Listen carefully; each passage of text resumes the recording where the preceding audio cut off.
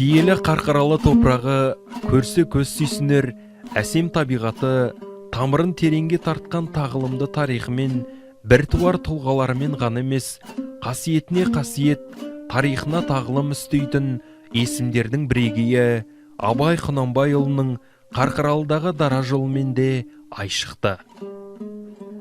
Тарихы қос ғасырға жуықтайтын Қарқаралы қазақтың бас ақыны Абай Құнанбайұлының нағашы һәм қайын жұрты. Ақын анасы Ұлжан Қаракесектен тарайтын Абыз Шаншардың ұлы Бертіс бидің немересі. Ақылы асқан, тілге шешен Ұлжан анамыздың туғандары қара сөзден бал тамызатын болғандықтан тіл құдіретін шебер меңгерген Абай атамыздың қазақта қара сөзге дес бермеуіне нағашы жағынан да ықпал болған-ау. Ақынның қан жағынан жақын елге сапары, дала данышпаны атанған әкесі Құнанбай Өскенбайұлының 1849-1853 жылдары Қарқаралы уезіне аға сұлтан болған сәттерден басталады. Қилы заманның қыспағында телмірген алмағайып аласапыран кезеңде темірдей қатаң тәртіп орнатып, ғаділдікті ту еткен ұлы даланың дара ділмары, өз заманның арыстандай қайраткері Құнанбай Өскенбайұлының даналық пен имандылықты ұштастырған аға сұлтан болғанының дәлеліндей ұлттық рухани өркениетті асқақтатқан, ел еңсесін аспандатқан Құнанбай қажы мешіті мен мұндалып тұр. Абай әкесінің екі жерде, Қарқаралыда және Меккеде Алла үйін салуы оның Қарқаралы өңірін айрықша бағалағанын білдіреді. Мұсылман қауымды имандылыққа шақырып тұрған мешіттің қаланың қақ төрінен салынуына да Құнанбайдың атқарған қызметі бар. Жаңа таңдалған жерді ұнатпайды да, омбының генерал губернаторының өзі хат жазады. Мынау алған жер, рұқсат берген жеріңіз жарамайды. Мен енді сіздің бұйрығыңызбен тағайындалдым. Жұмыс жасаймыз, қаржы жетеді, мешіттің құрылысын бастаймыз, бірақ мынау басқа жер сұрағым келіп тұр. Бұл жерде жаңа провинттік магазиндер орналасқан, жер тар, ал бізге мешіттің жанынан жаңағы имам үй салу керек, медресе салу керек, мектеп ашуымыз керек, орыс тілін үйретуіміз керек балаларға. Сондықтан мен мына жерді таңдап тұрмын да, осы бүгінгі тұрған жерін көрсетеді. Абыз бабамыз Абай атамыздың сәждеге маңдайы тиген бұл мешіттен басқа Қарқаралыда табалдырығына ұлы кемеңгердің аяғының ізі түскен, діңгектерінде қолының табы қалған көк шатырлы ағаш үй 5 жасында Абай келген қалыпта әлі сақтаулы. Татар көпесі Халиолла Бекметовтің үйі Абай әкесімен келгенде қона жатар мекені болған.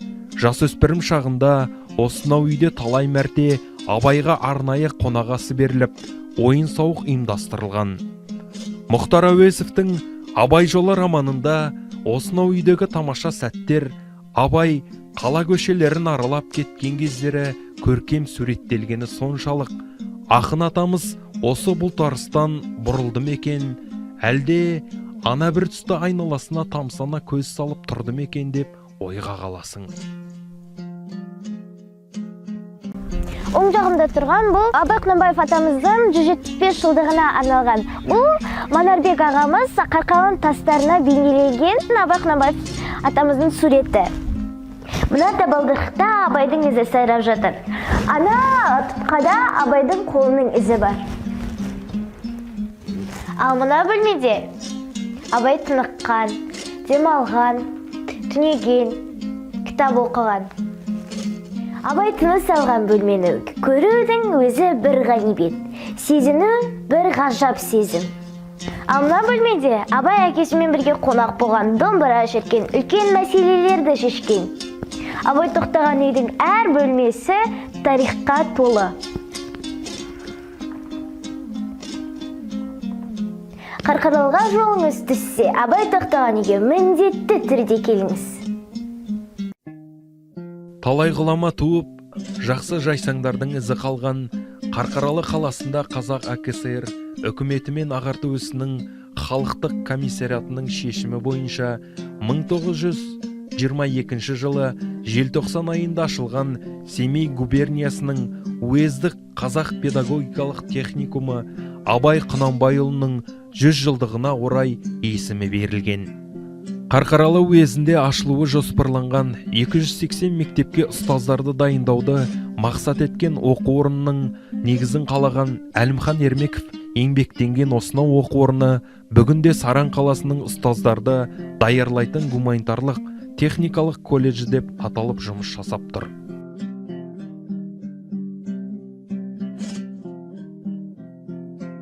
Адамзаттың абайы атанып кеткен кемеңгер ақынның есімі Қарқаралы елінде мақтанышпен аталып, ақын болмысын сипаттайтын естеліктері көздің қарашығындай сақталуда.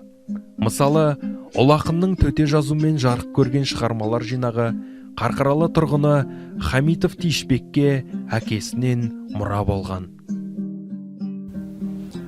Менің әкем Хамит Төлеухан, ардақты ұстаз, 40 жыл осы Қарқаралда қазақ орта мектебінде мұғалім болған.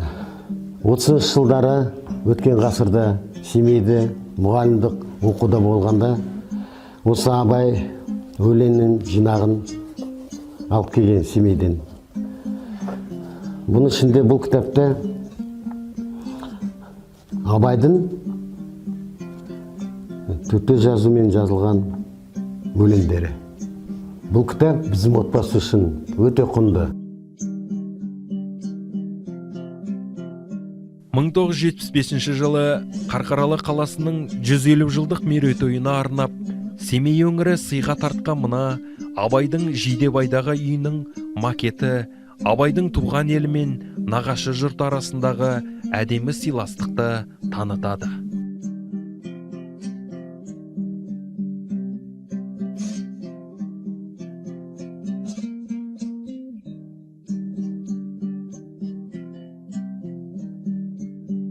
Қарқаралы қаласындағы тарихи өлкетану музейінде Абай атамызды дәріптейтін бірнеше жәдігер сақтаулы тұр.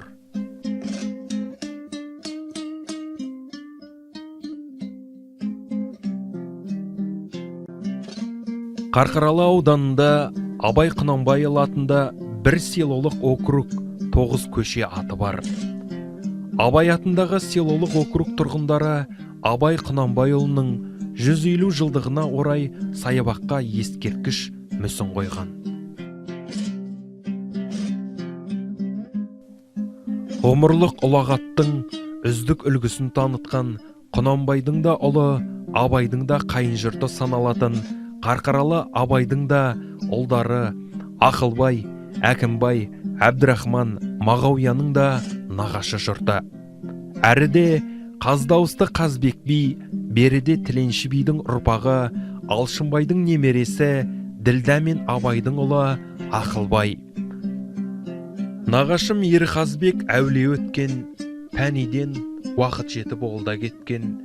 Сасқан жан жер түбінен бабам десе, әруағы күңіреніп келіп жеткен дейді ғой. Бүгінгі күнде Абай есімі Қарқаралыда мақтанышпен айтылып, артында қалған мол мұрасы ұрпағының аузында жүр. Әндері аспандата шырқалып, күйлері құлақтарда күмбірлеп тұр.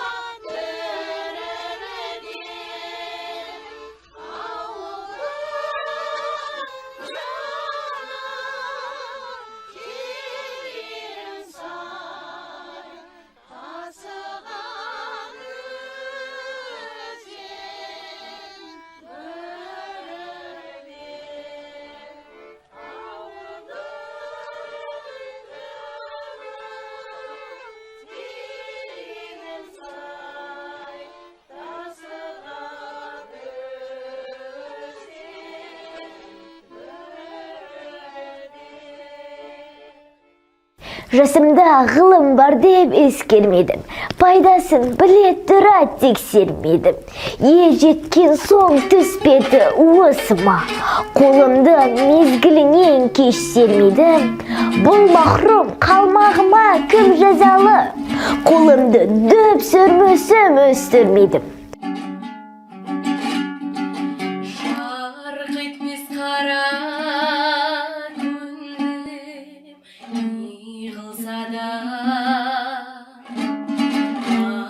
қандай менен күн шағылса да